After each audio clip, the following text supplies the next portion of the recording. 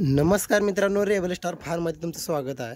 तर बघू शकता खाली पूर्ण आता हे बघा आपलं उंबर आणि चंदनाचा पाला आहे आणि शेळ्या खातात आपल्या ज्वारीचं गुळी। विषय असतो सवयीचा। हे बघा एवढा जबरदस्त पाला वगैरे आणून टाकलेला आहे, पण मला वाटलं आता हिरवाचा पाला वगैरे खातील, पण हे हिरवा पाला सोडून हे ज्वारीचं गुळी वगैरे खातात शेळ्या आणि ते पण इतका आवडीनं खातात। बघू शकता गाभण पाठ, ह्या दोन शेळ्या, तिकडे दोन पाठी, तो बोकड।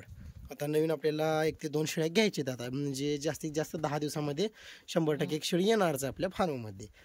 तर बघा पूर्ण वगैरे साफसफाई चालू आहे, म्हणजे येत्या 15 दिवसामध्ये आपला फार्म शक्यतो होईल कंप्लीट। 1 महिन्यामध्ये तर 100% कंप्लीट होईल, त्याच्यामध्ये काय अडचणच नाही।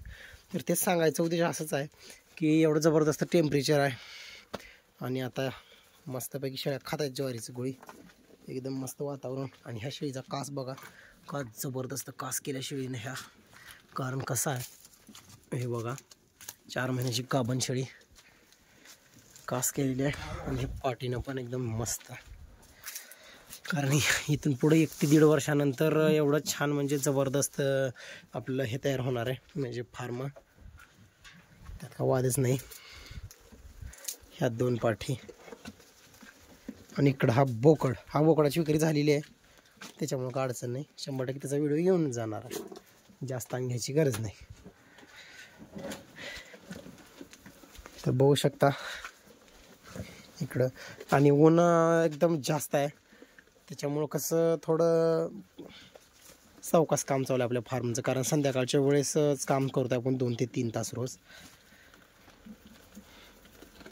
तर बघा शेळ्यांना व्यवस्थित सवय लावत चला, कारण कसं आहे शेळी आवडीनं चारा खाणं महत्त्वाचं आहे, नुसतं खाणं नाही।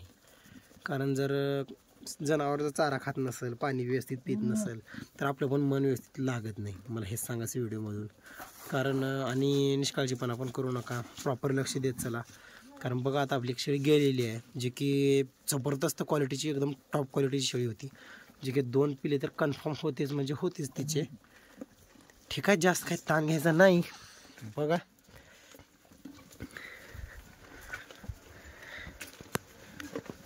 तर ठीक आहे, भेटू पुढच्या व्हिडिओमध्ये।